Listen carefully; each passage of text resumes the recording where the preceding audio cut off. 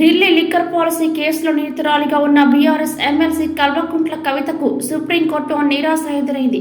తనపై criminal proceedings ను quash చేయాలని, బెయిల్ మంజూరు చేయాలని కోరుతూ కవిత దాఖలు చేసిన పిటిషన్ ను విచారించిన సుప్రీంకోర్టు ధర్మాసనం ఆమెకు బెయిల్ మంజూరు చేయడానికి నిరాకరించింది.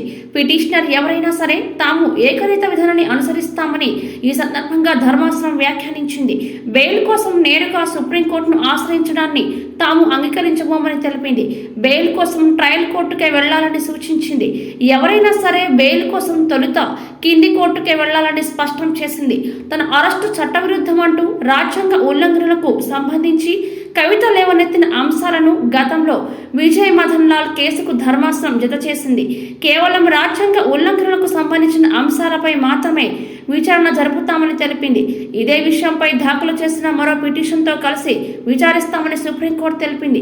పిటిషన్లోని అంశాలపై ఈడీకి నోటీసులు ఇస్తామన్న ధర్మాసనం ఈడీకి నోటీసులు జారీ చేసింది.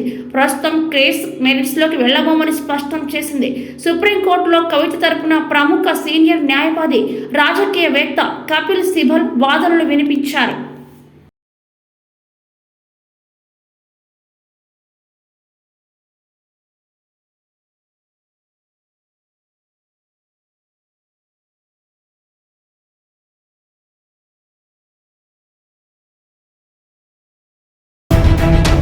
సామాన్య ప్రజలకి కొండంత అండగా ధైర్యాన్ని ఇచ్చుంటారు. నిజమైన ప్రజానాయకుడిగా ఉండవలసిన మీరు సామాన్యుడిగానే ఉండిపోయారా? ఒక ప్రజానాయకుడిగా త్వరగా ఎదగాలనుకుంటే S4 టీవీ న్యూస్తో కలిసి నడవండి, కలిసి గెలవండి. ఆసక్తి గలవారు సంప్రదించాల్సిన phone number 9100009277. Email address s4tvnews@gmail.com.